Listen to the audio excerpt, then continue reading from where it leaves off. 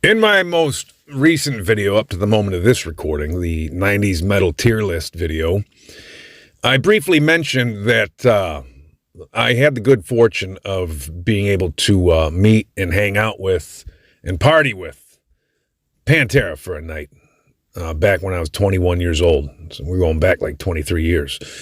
And I had mentioned that, maybe I would link the video from my other channel where I talk about that story in the description. But, first of all, I wasn't sure if anybody would care. It's like, what does anybody really care what some random dude who you don't know? Do you care about that experience, that story? I don't know. But I got some feedback from some of my friends and in the comments section that, some people would be interested in hearing that story. So rather than link the video that I uploaded to my other channel so many years ago, I figured I'd just recount it here. That video was kind of a bummer, and it just doesn't really fit the format of what I'm doing here. So let me just retell the story for anybody who's interested. And if you're only interested in that story and you're not interested in like a little bit of background, then I'm going to section everything off by chapters. You want to skip ahead? By all means do that. But I feel like it's important for me to give a little bit of context, to give a little bit of background so that the story actually means a little something, right? Because, there are plenty of people who might find themselves backstage at a show to a band they may not even care all that much about. Maybe they just got lucky or whatever, right? But that the vibe changes when it's from the perspective of not only a fan, but a diehard fan, somebody who has a borderline unhealthy obsession, which I did back in those days. And so real quick, I'll try to make this, sort of concise. I don't know. I don't want to get into like to the whole history of the band and detail their fucking wiki page or anything. If you're familiar with Finn McKenty, the punk rock MBA, he's got a couple great videos on Pantera, and many of his sentiments echo my own. So you can go ahead and check that out if you're not familiar, or just, whatever, research the band for yourself. I'm not going to give you the whole background, but it's important to go over some of it, right? From my perspective, just kind of how I saw the band.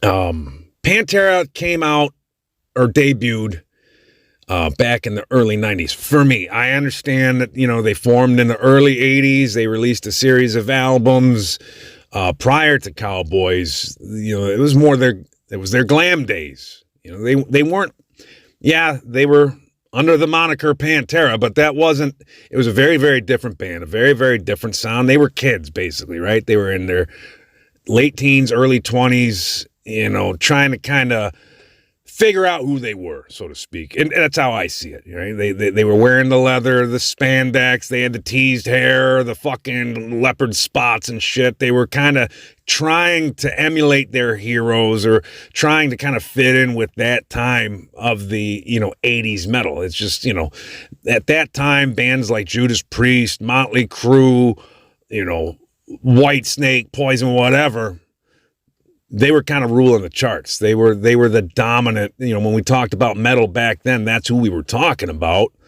Iron Maiden, so forth, so on, whatever, right? And you got Vinny, you got Dime, who were, they grew up worshiping bands like Judas Priest and Kiss and all that, right? So they're just kind of trying to emulate their heroes to a certain degree, trying to kind of fit in with the times, because that's what you do when you're young. When you're a young, hungry musician, it's totally normal. I don't throw shade at them for that. Some people will kind of go back and look at these posers. Oh, they switched their style when it was very clear that the 80s were gone or whatever. We can get into that in a little bit, but I don't hold any of that against them. The thing that separated Pantera, even in that early incarnation with Terry Glaze or whatever the fuck his name was, there was something special they had even back then. You listen to those early albums like Metal Magic or whatever, maybe there's not a lot that stands out to the average ear, but I've said many times in past conversations that Dimebag and Vinny are the Eddie and Alex of their generation. Right? You got two brothers who spent, countless hours together honing their fucking skills as a drummer, as a guitar player, respectively. They grew up in a very musical household, right? Their dad was some like country record producer or something like that in Texas. So they grew up with music around them, had a passion for it, came up together to become as great as they could be. And when you've got two people that are that close, that tight-knit family, and that music is in their DNA, just as was the case with Eddie and Alex, you have the makings just of greatness. And so even in that early incarnation of Pantera, there was something special there, just waiting to kind of come out. It just, in my opinion, the way I see it, back in those glam days, they didn't have that sense of direction. There was still a piece of the puzzle missing. There was something that was needed to kind of make them stand out amongst their peers. And by the time we were into the early 90s, the late 80s, whatever, the hair metal scene, all that leather and spandex and stuff, that whole thing was starting to kind of get stale, starting to strangle itself, as it were. They get rid of, we fast forward a little bit. They get rid of Terry Glaze and they recruit Phil Anselmo. Of course, Phil Anselmo, not part of the family. He's not from Texas. He's from New Orleans. Got a little bit of a different background, right? Different type of personality. Many of he was influenced by the likes of Priest and that too, but he also had that, hardcore influence. Agnostic front. And so forth, right? So now there's this new part of the equation. And the way I look at it is, if you look at the album Power Metal, the album that got released just before Cowboys back in 1989. Now, granted, that's not really, when we talk about Pantera, most people, they're not, their debut is Cowboys from Hell. That's how most people see it. And that's how I saw it for many, many, many years. But I don't remember what label Power Metal was released under. Maybe it was an indie label. I don't know. But the album exists. It was something.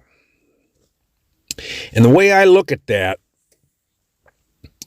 is very similar into the way that I look at Faith No More, who's another one of my favorite, bands. They had their Chuck Mosley days. They existed. It was fine. But it was when they got Mike Patton involved that things started to change. And you listen to The Real Thing, and yeah, it's obviously very evidently still Faith No More, but now there's this new dynamic. But it's still Faith No More. They still sound very much like they did back in the Introduce Yourself days, But by the time Angel Dust came out, now the game changed. You get a powerful frontman, a powerful singer, and it can make or break a band. And in the case of guys like Phil Anselmo and Mike Patton, it was a make situation, right? Phil Anselmo's introduction into that band, once he kind of got comfortable, I feel like that's when the vibe started to change. Maybe Vinny and Dime, started to get the idea of, you can just feel the direction start to change. When I met him, I didn't ask him, but I have to imagine that, Phil probably had some conversations, and started having, once he was comfortable enough to kind of start throwing his own 2 cents into the arena, right? That's when you start winding up with shit like Cowboys. Now you go back and you listen to Cowboys from Hell, and yeah, it is the least heavy of all the, the major releases of that band that would come later. But it's really where, listen to fucking Domination, right? That breakdown riff. I'm not saying Pantera invented the breakdown, but you could see that this was something different from the, Judas Priest impressions. It was different from the thrash metal that was going on at that time. It was still pretty popular, but kind of on its way out, right? Because even Metallica and Megadeth at that time, they were releasing shit like the Black Album and Countdown to Extinction, right? Now, obviously, we still had Slayer. Sepultura was out there doing their thing and whatnot, but Pantera really became the new heavy, right? Because up to that point, I mean, yes, of course, we had, death metal bands existed, Possessed existed, Death existed, thrash metal still existed, Slayer was still around, but there was this new thing happening with Pantera. And by the time Vulgar Display of Power came out, it really made its that's where they really made their statement, right? And nowadays, it's just like the Led Zeppelin conversation where, decades down the road, everybody starts citing, oh, well, fucking Jimmy Page ripped off this guy or that guy, and fucking Stairway to Heaven is just a rip-off of fucking Spirit from some other band. Of course, and there might be something to that. I'm not going to say there's not, but that's what we start hearing later down the road when we hear the comparisons to bands like Exhorder, right? And you go back and you listen to some of their material, and it's very, very clear that Phil Anselmo wasn't inventing something entirely new. I mean, he was definitely being influenced, and Exhorder, specifically, they're from New Orleans, where Phil's from. So he came up with those guys. But as someone who has some experience in bands and performing, not to that level, of course, I'm very aware of how your peers can kind of rub off on you. So Phil, basically, in the way I see it, is he took that influence, that style that he kind of, came up with in that region of the United States and brought that to Pantera. And when you bring that influence to these two brothers, these two mega talented brothers who kind of came up in, South Texas and that, with that real bluesy background, they're tight as fuck. The rest is history, okay? I don't want to get into, I'm not going to detail their entire career. It's just to say that this is kind of how I see Pantera, where it really began for me, obviously with Cowboys and that. But each one member of that band was just, they were fucking amazing, okay? Nobody sounded like Vinnie Paul. There was no other drummer. And in speaking of production specifically, drums just didn't sound like that. I remember up to that point, I don't know, I'd say back in like the early 90s, it's like me and my friends are hanging out and we're listening to Metallica and that, and everybody cites one, right? That darkness and imprisoning. That was like the fucking pinnacle of fucking double kicks to me and my fucking friends in our ignorance at that time. And then when Far Beyond Driven came out and you hear shit like Becoming, it's like, holy fuck, dude, this is a totally different level. Okay? It wasn't until bands like Fear Factory came out a little bit. Well, actually, Fear Factory, when the fuck were they doing that? I don't know, around the same time. But I'd put Vinnie Paul's fucking... It was a combination of that really machine-like accuracy, but also Vinny had that swing, that fucking feel, that vibe that Dimebag had. And there's a certain bluesy feel that those two guys had. Again, just like Eddie and Alex, they just had such a quality. You could just tell that music was in their soul. And so fast, jumping over to Dimebag, right? He's my favorite guitar player ever. Right, in terms of metal, at least. Maybe in any genre, I don't know. What is it that made Dimebag so special? There have been guys that can play more. Marty Friedman's is a good example, right? Because he's one of his contemporaries, right?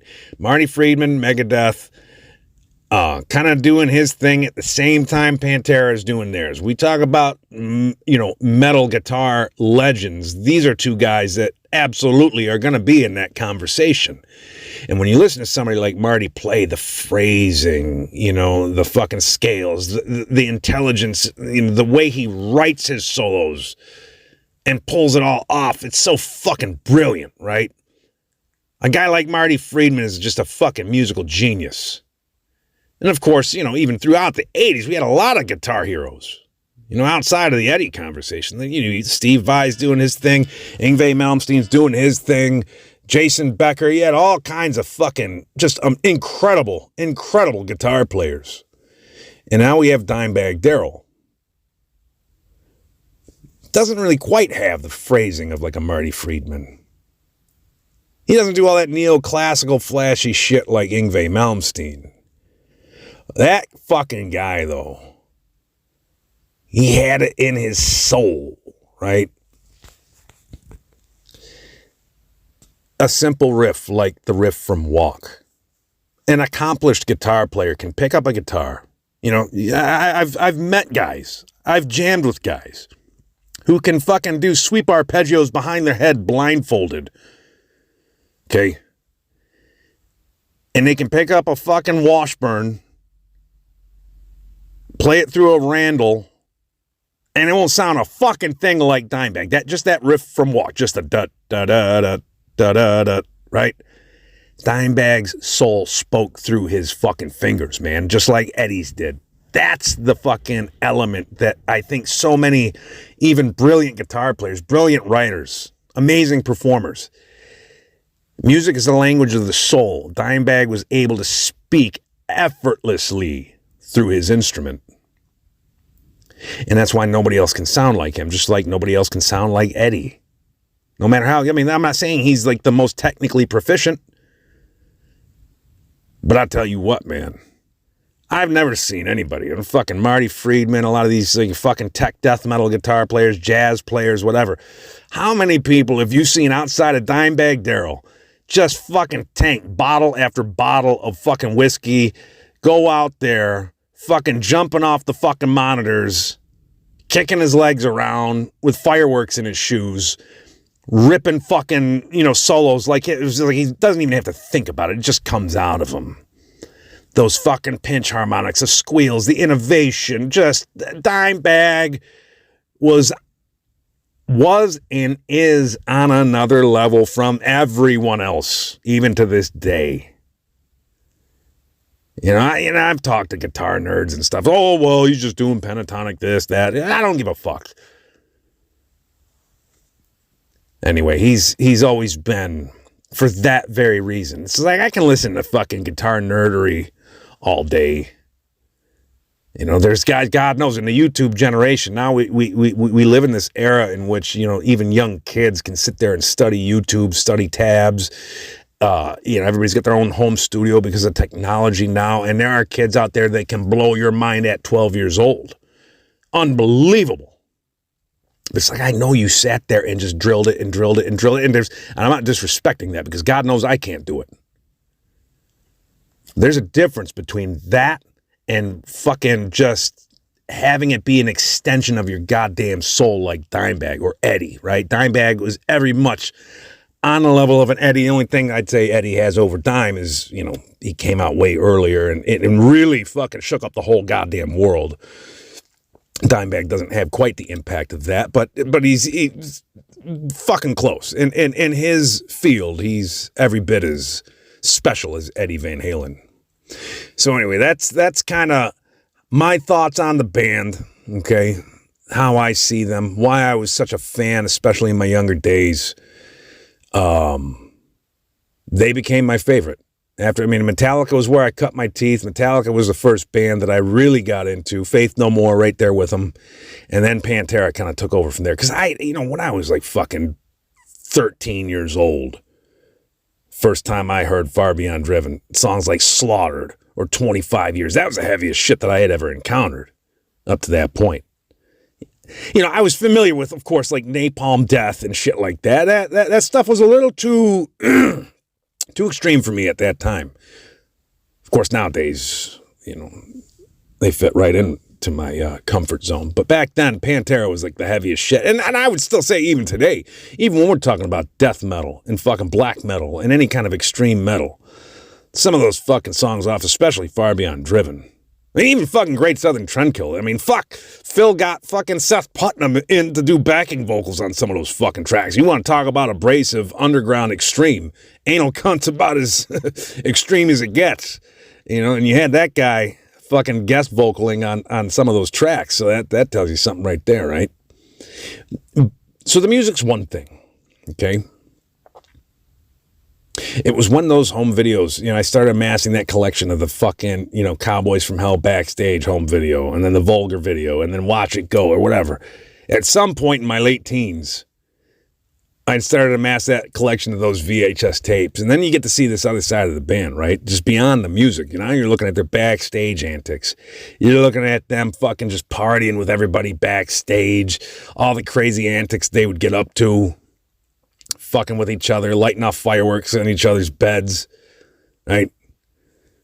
They're fucking taking fans backstage and making them do shots. Pulling off pranks. It was like Jackass before Jackass. In fact, I believe it was in the Watch It Go video where, Rex is literally walking around saying, Jackass, Jackass. So I sometimes can't help but wonder if, one of those guys like Johnny Knoxville or something didn't catch wind of that, and that's how they named their fucking show. Maybe, maybe not, I don't know. If I ever meet him, I'll have to ask him. But speaking of Rex, real quick, I just kind of glazed right over him. And of course, Rex, he's not carrying that band, right? We talk about Pantera. We're talking about usually Phil Anselmo or Dimebag Darrell and maybe Vinnie Paul. But fucking Rex deserves some credit too, particularly if you listen to their live tracks, right? When you listen to Pantera live and Dimebag has to, step off and do one of his solos, Rex really holds down that fucking fort, right? His the distortion, the tone that he had on that bass, the way he was able to play, he was able to carry that rhythm, that heavy fucking rhythm to where sometimes you didn't even notice that there wasn't a rhythm guitar playing. So you got to give Rex some props. Anyway, that's just before I forget. But yeah, once I started watching those home videos, it cracked me the fuck up. All their little 4-track recordings. Big Val, that's the one that sticks out to me the most, right? Big Val. Big Val. Here we go. Right in the lyrics.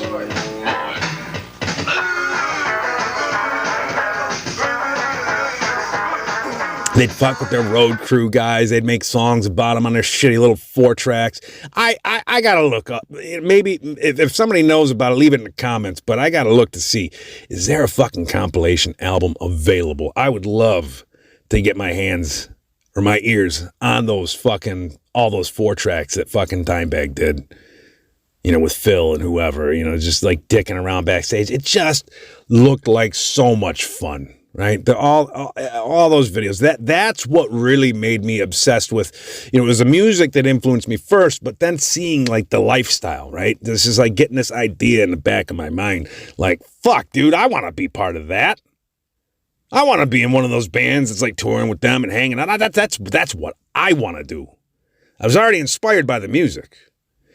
But now, this is just making it that much fucking more intense. And that's when it became an obsession. Like, this is what I got to do. And of course, I'm in my late teens, early 20s at the time. What 19-year-old pothead guitar player in some shitty fucking band wouldn't dream of that, right? And that was me. Okay? So yeah, it became an obsession to where, man. And I had been to my share of shows and stuff.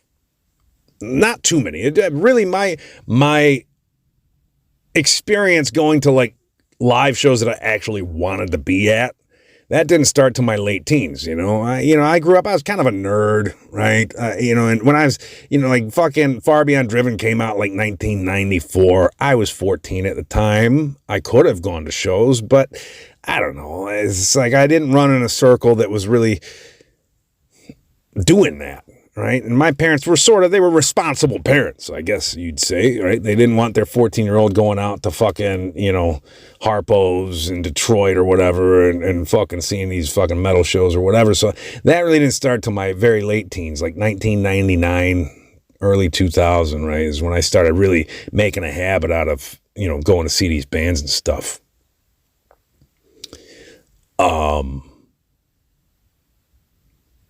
I forget where I was going with this, but whatever. Yeah. So I wanted that to be my lifestyle. I made it a point to where I'm going to put everything in to jamming, writing good fucking songs And, this has got to be this has got to be what I do for a living, right? Of course, here we are, 2024. Now I'm in my mid 40s and not doing that for a living, but that's all right. That's another conversation. Anyway, at some point, my dreams kind of sort of come true because, of course, I never really made it, in the world of music. But even if I could just get to go and party with that band, I just wanted to be one of those jack-offs backstage, hanging out and getting into trouble, right, with Pantera. I wanted to be in one of those videos. I wanted to experience it at least for one fucking night. If I couldn't make it my lifestyle, I at least wanted to make it my life for one fucking night. And it happened. It happened. So let's backtrack a little bit to just before it happened. It was early summer of 2000. Cobo Arena, Detroit, Michigan. And they were on tour with Soulfly, Morbid Angel, and fucking somebody else. We went, got to go watch the show, and it was a decent show. I remember the highlight of that night was when Morbid Angel took the stage, and I don't remember what fucking song it was, but Phil jumped out on stage early and did guest vocals on like fucking one of Morbid Angel's songs, and he had some killer death metal vocals. I got to give him that. This is in his like Charles Manson phase, when he had the long beard and long hair or whatever the fuck. But it was a decent show, whatever. It's a big arena, though, and it wasn't like we had main floor. I'm with a couple of my buddies from the band, and as we're exiting the arena after the show, we bump into one of my buddy's sisters. It's like, oh, there's Stephanie. Let's go say hi. So we go say hi, and she's there with her boyfriend. And I see these things around their necks. These like tags. Backstage passes. It's like, oh. We're out here. What are you guys going backstage? It's like, yeah. They invited us. Well, my buddy's sister, she worked at a titty bar. I forget which. Tycoons. I don't know if it still exists. Downtown Detroit, Tycoons, Teddy Bar, whatever. She worked there as a hostess. And when the band came through, their bodyguard took a liking to her and gave her and her, quote, boyfriend a couple of backstage passes. And I was so fucking lit up, high and drunk, I yelled at her. And I was like, you fucking bitch, take me back there, fuck. Her boyfriend was into like fucking gangster rap and like fucking techno and shit. He wasn't even into metal. It's like, you're taking this motherfucker. Take me. Fuck him. I'm better looking than him. You don't even know me. Come on, baby. Let's go. And it didn't fly. It was not meant to be. So, whatever. Fuck it. I go home. No big deal. Whatever. Fast forward 6, 7, 8 months. I don't know what the fuck it is. Here comes Pantera again. Now they're touring with Slayer, Soulfly, Static X, and Morbid Angel again. No, it wasn't Soulfly. Soulfly was the first time. Yeah. That was a difference. All right, now I'm remembering back. It was Soulfly the first time, Static X the second time. Anyway, same fucking place, Cobo Arena. Here we are, 2001, June of 2001. I just had my 21st birthday. This time, however, Stephanie approaches us ahead of time. Yeah, the band came back through. They gave me a bunch of backstage passes to dole out how I wanted. Let's go, dudes. So me, Stephanie's brother, my drummer, my rhythm guitar player at the time, we all got to go. for free. Main floor. Pantera, Slayer, Static X, Morbid Angel. It was the shit. And I gotta say, side note, when Slayer took the fucking floor, that was like one of the most intense. You know, I've been to some fucking hardcore shows. I've been to Earth Crisis. I've been to fucking early Hatebreed shows. I've seen some fucking violence in my day. Converge. When Slayer opened up that pit in 2001 and the whole building went black and red and fucking raining blood started, that was the biggest pit that I ever fucking saw. It was fucking incredible and it was fucking awesome. Anyway, the show wraps up. And it's okay, right? This is early 2000s Pantera. Once again, I mean, they sounded great. They played great, but you could just tell this was not the same Pantera of, 1993. It's all right, though. I'll take what I can get. Show wraps up. Everybody's got to go, but we've got backstage passes.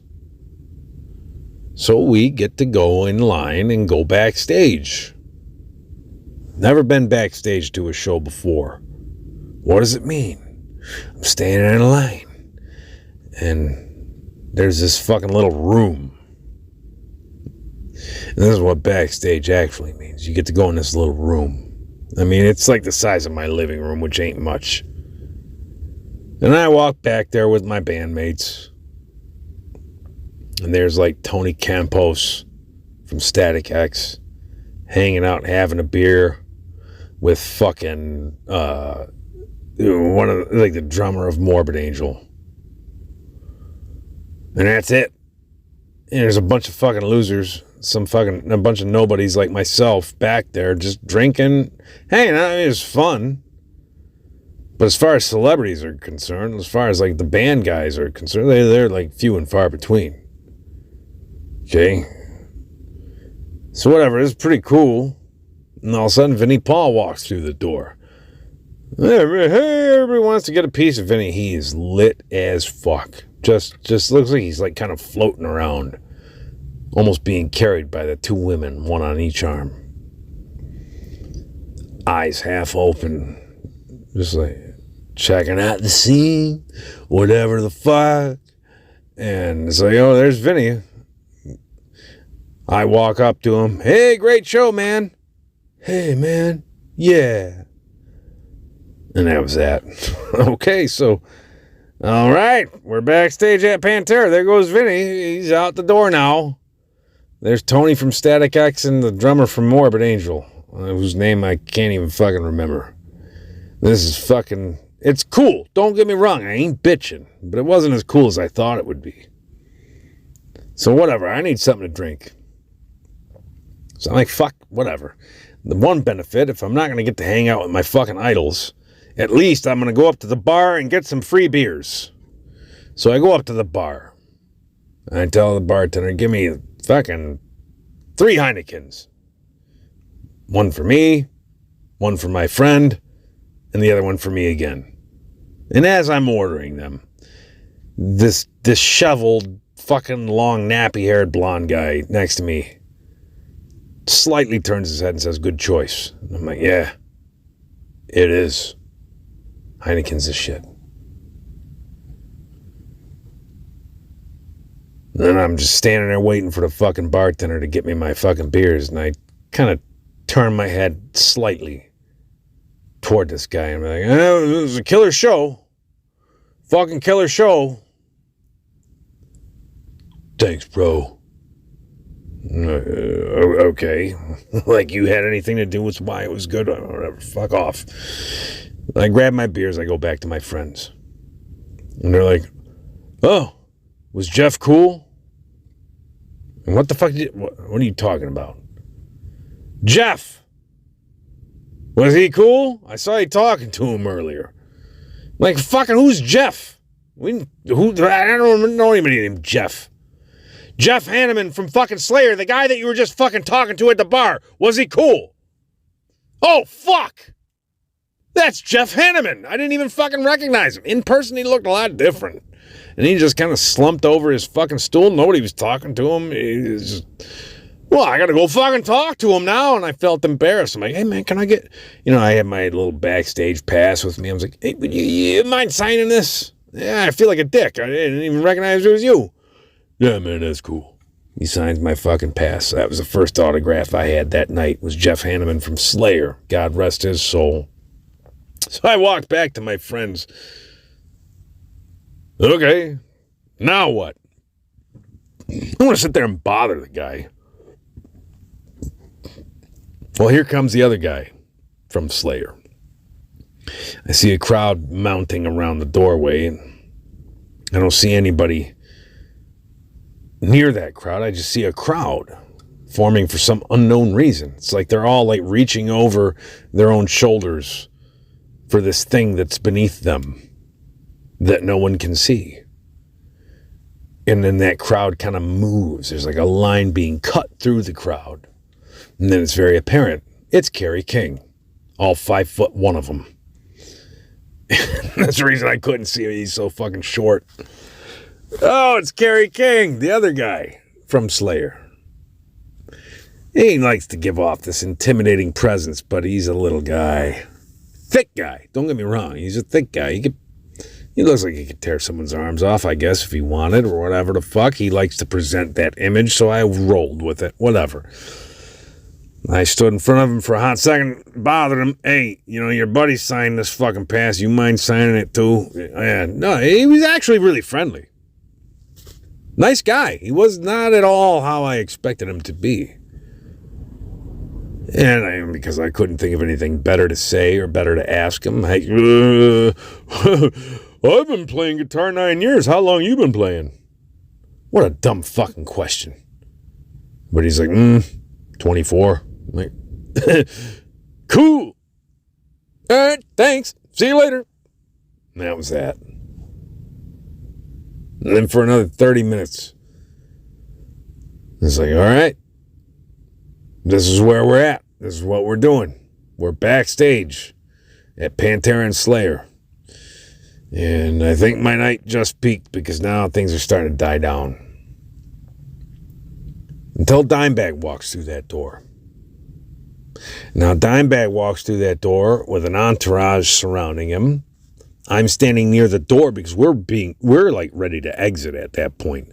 Walking toward the door, here comes my fucking guy walking through that door. Hey, making a big fucking thing of it. Hey, everybody, the party's here. I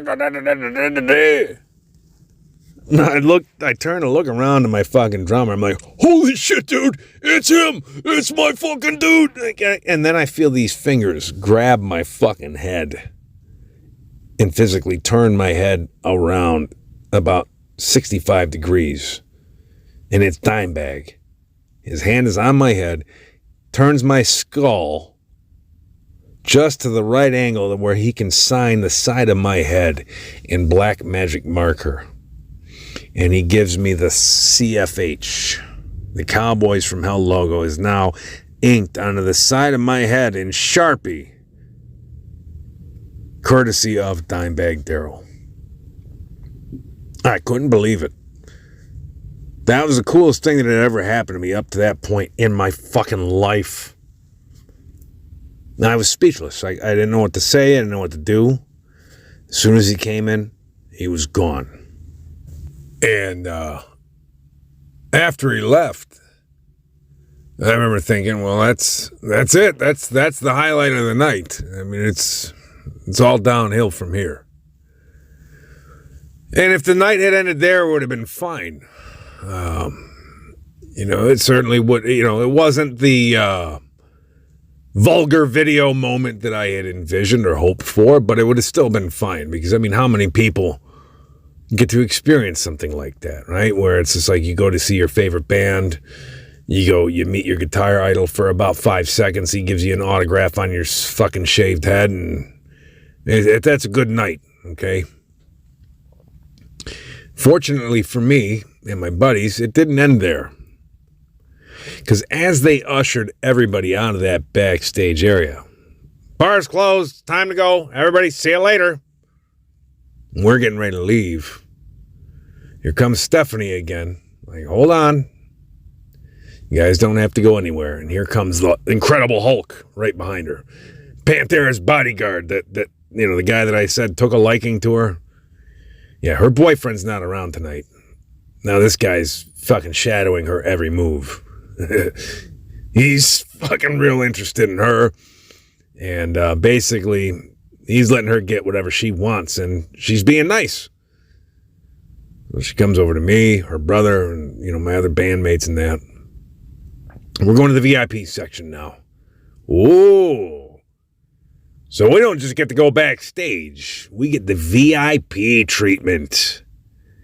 So as everybody exits that room, and most get kicked out and have to go on their merry way, a select few of us get to go down a different hallway into a much larger room. And when we get into this larger room, I mean, and it is much larger. It's a big-ass lounge. And there are a series of tables lined with, just an endless buffet of Taco Bell ice buckets full of beer, full of whiskey. There's couches, there's chairs. This is the fucking room where everybody was hanging out. This is where all the bands actually want to be. So we get back there, and now everybody's fucking back there. Static X is back there. Slayer's back there. There's Vinnie Paul off in the distance, and there's Dimebag sitting on the couch. Been a while since I'd eaten, so I made sure to grab some tacos.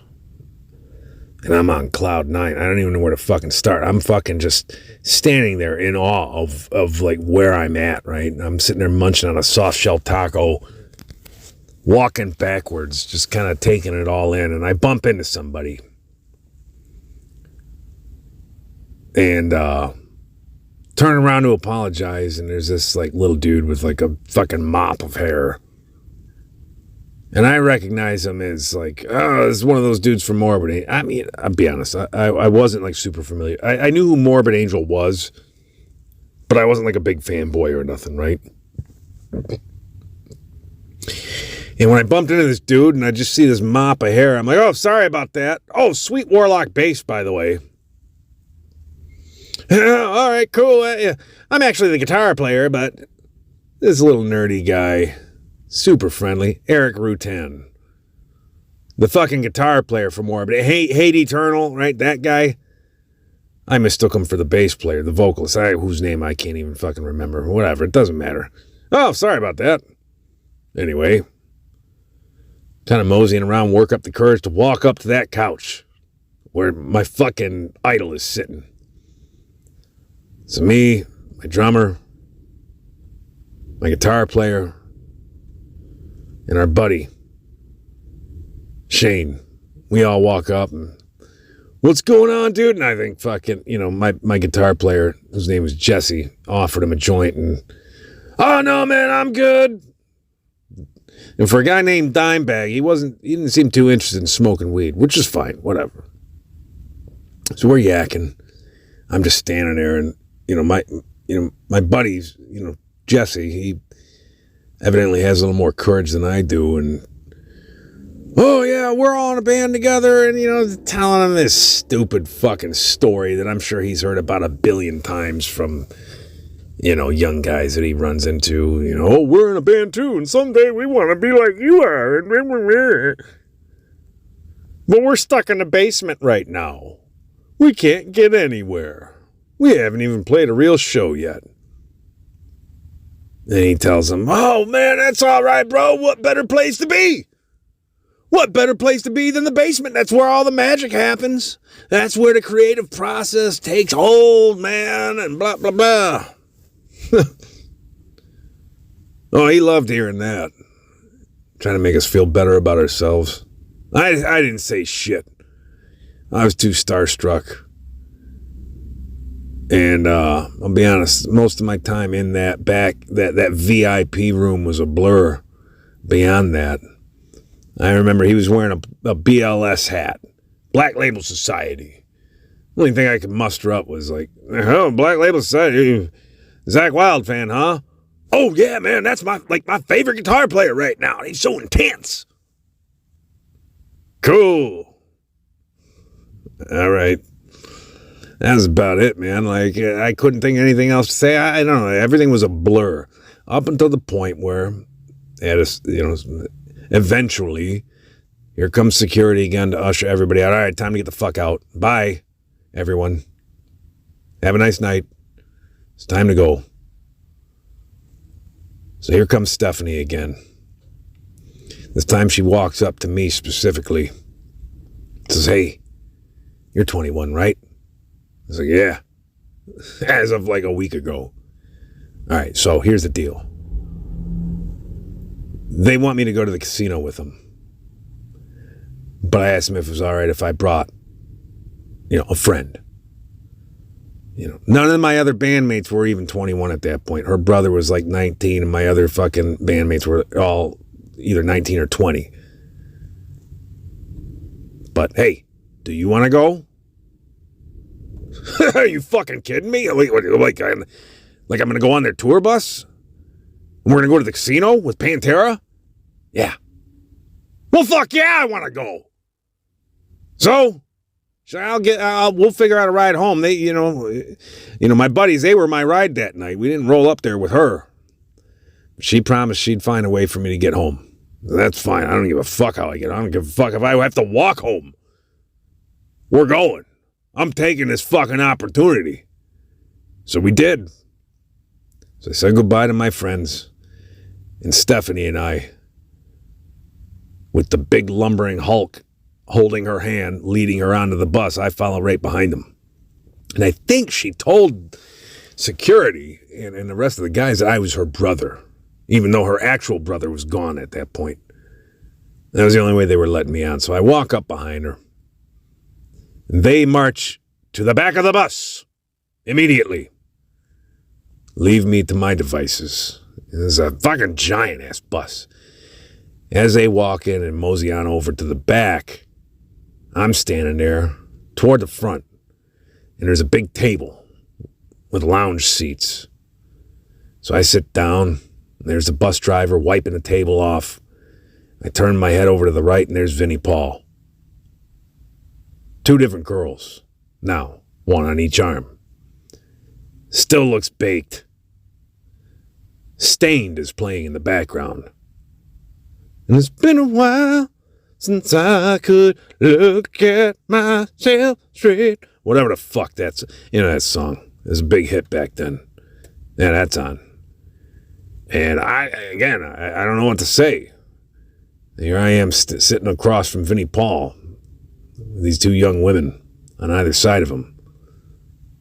He didn't say shit to me, but I said shit to him. I was like, wow, this is cool. I gotta tell you, man, I've dreamed about this for a long time. Oh, it's your dream, right? Yeah. I'll tell you what, buddy.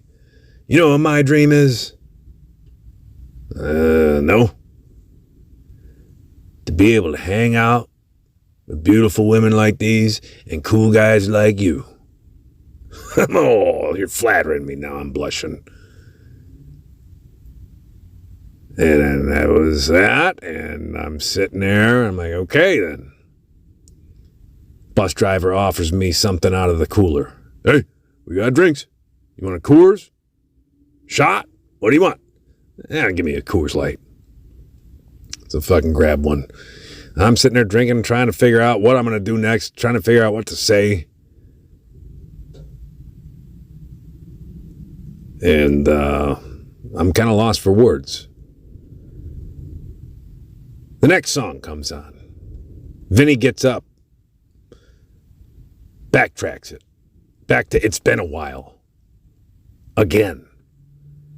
And I'm thinking, that's kind of weird. He must really like this song. He sits back down, he looks at me, and I'm looking at him. And he's like, fuck it. I don't care what my heavy metal friends say, I like this song. So Vinnie Paul was a big fan of It's Been a While by Stain because I had to listen to that fucking shit like 3-4 times in a row as he sat there. And he's just kind of like getting ready to pass out. The girls seem to get bored. They get up, walk off the bus to go have a cigarette or do whatever they do. And then he stumbles to the back of the bus and disappears. Side note, one of those girls, turns out, we reunited later, like a few years down the road. Winds up that she's like a mutual friend of like my current wife. Like she started dating some dude that's friends with another dude that my wife's other friend was, whatever. She was wound up being a part. We have that story in common within our little stupid social circle. So it's kind of a funny story we from time to time remark on. But anyway, that was the end of the night for her. She got off the bus and never came back. Meanwhile, I'm sitting there with the fucking bus driver with Stained on fucking repeat. Listening to my buddy's sister getting fucked in the back of the bus. Vinny's back there somewhere too. I don't think he was involved in that. He was just passed out. And I'm like, all right. Well, this is still pretty fucking cool. You know what, man? This ain't how I thought it would be. I'm thinking of the Vulgar video and Watch It Go and all that and thinking this is not how I imagined it would be. But you know what? I'm still having a better night than most people, right? I'm still on Pantera's tour bus hanging out with the bus driver drinking beer at fucking 2 a.m. So fuck you, I was having a better night than you. But I gotta be honest, I was like, I guess I'm kind of over this. I had about 3-4 minutes to sit and stew on that before that fucking bus door got kicked open. And I hear it. Oh shit, man, let's get up, bald head, let's do some shots. And here comes fucking Dimebag Darrell with the whole fucking entourage. All those fucking guys, the Cat, Bobby, all the guys that I remember seeing in the fucking Vulgar video, here they come, a fucking whole line of them right behind Dimebag, marching onto the bus. First thing Dimebag does, he hears Stain playing in the background. He's like, what the fuck? Eject. Guess what goes in? It's fucking Reinventing the Steel. Fucking puts his own CD on, sits down and starts fucking headbanging to his own shit. And that wasn't a surprise. It was just, now I'm in awe. My adrenaline's up. I'm like, holy shit. There he is. There's my dude. There's the whole fucking army. And I remember a couple of them, they're looking at me like, who the fuck's this guy? Why? What is this? Who's this dickhead sitting on the bus? And I don't remember if like the bus driver explained, oh yeah, his sister's getting fucked in the back or whatever. It wasn't really my sister. I didn't fucking want to talk about it. Dimebag didn't seem to care. He just took one look at me. He's like, all right, shot time. And at that point, I mean, I was young. I wasn't a big drinker. All right, come on, bald head. It's time to get up and do shots.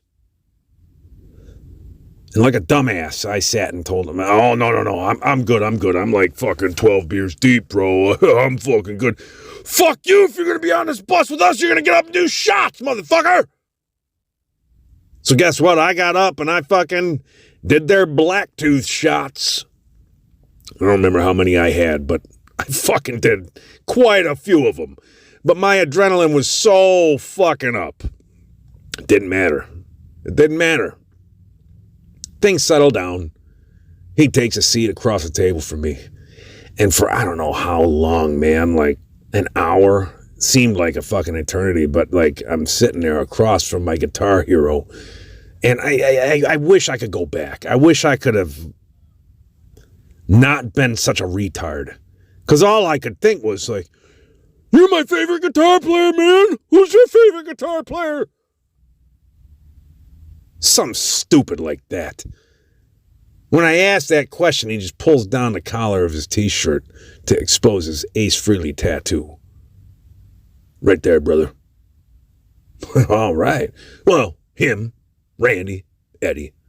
But yeah, Ace, man.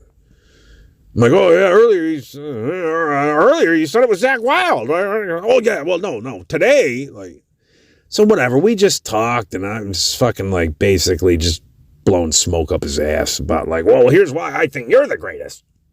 Oh, thanks, bro. Whatever. So on and on the conversation goes, which ain't much of a conversation, just a fanboying. And at some point, we both get up. He's got to go argue with somebody in his crew about why the fuck we haven't made it on the way to the casino yet. I got to go out to smoke a cigarette. So we both get up, go to step off the bus. As we're going down the steps, he turns to me and he asks me, hey man, how are them shots doing you? And I was like, he's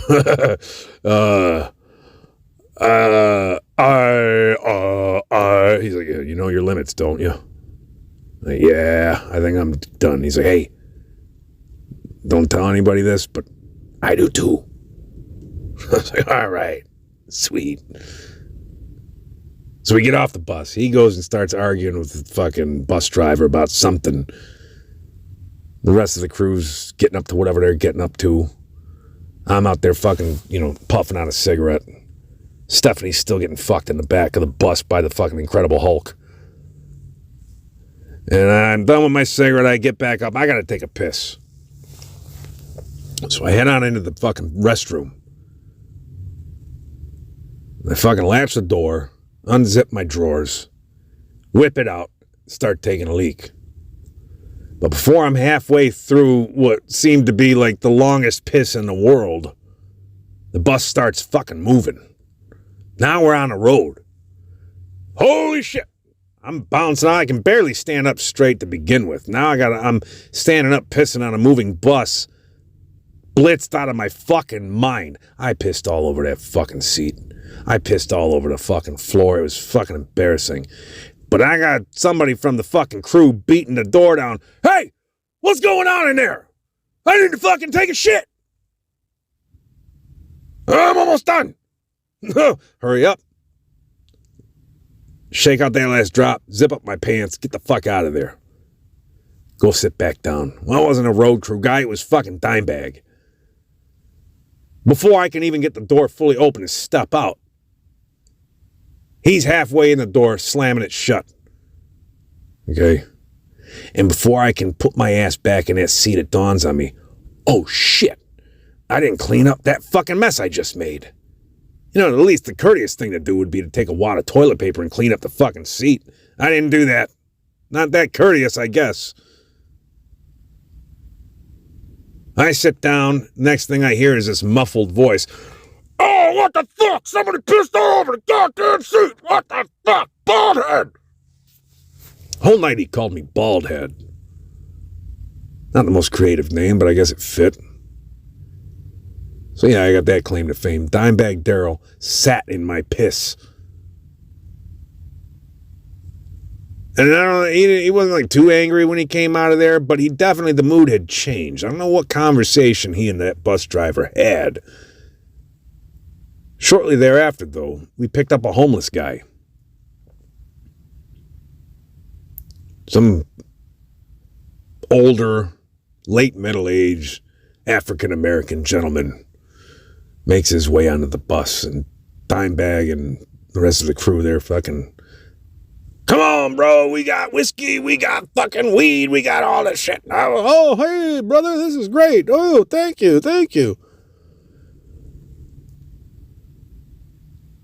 So now they got the video camera out. Now they're doing the Pantera home video, and guess who's going to be on it? Yours truly. So I thought. Now they're going to do the antics and shit, right? Now they got this fucking weirdo, fucking homeless guy. And they didn't do anything too degrading or nothing to him, but they're just like, hey, man, how's your life going? He's like, oh, man, it's been going better, but it's going better now because now we're drinking whiskey and everything's great. And, oh, I'm going to make your day even better. This is Dimebag talking now. Whips out like $500 and hands it to the guy. Stuffs it in his pocket. You fucking go out there and have a fucking better night. It freaked that guy out. he panicked. He thought something was up. Like, oh, no, my man, I can't do that. I can't take that. This is weird. Get me the fuck out of here. He started panicking. And, you know, I can't say I don't get it. Like, all of a sudden, like, this psycho metal band drags you onto their bus and starts throwing whiskey and money at you. He's thinking, something's going on here. I don't trust all these. He's a black guy in the middle of Detroit, and this fucking gang of hillbillies is, like, throwing shit at him. Right? He got the fuck out of there. And I remember looking at all that money, just all the fucking hundreds just sprawled out all over the floor. And the rest of the crew, they go on like nothing happened. They're still rocking out, just bullshitting amongst each other. And I'm sitting there eyeballing all that money on the floor like, would anybody notice if no, I can't do that. And as cool as that night was, you know, again, the greatest night of my fucking life, the way it ended was a little bit anticlimactic, I have to say. Except for one thing. Right after that happened, Dimebag's like bitching at Bobby. I don't know if you ever watched any of those, but you remember Bobby.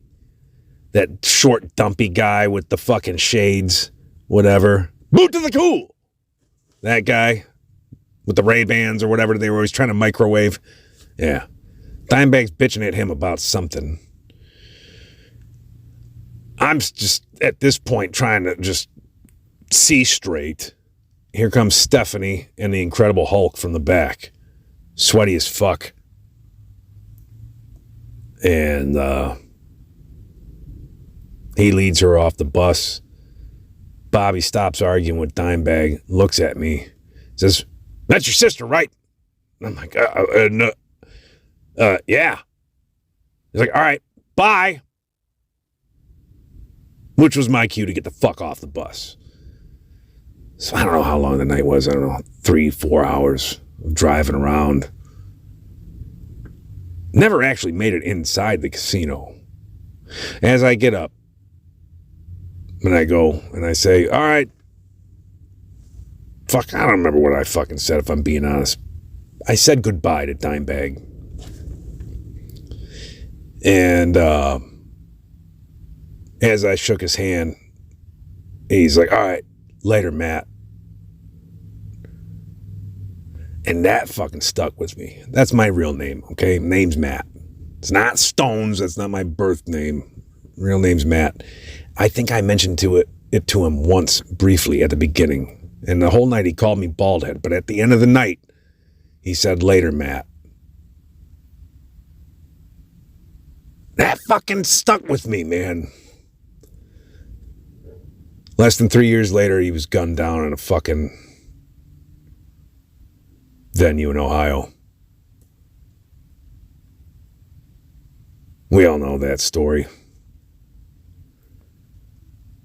But anyway, whatever. I don't. Speaking of anticlimactic, I don't really know how to end this. That's my story. That was my.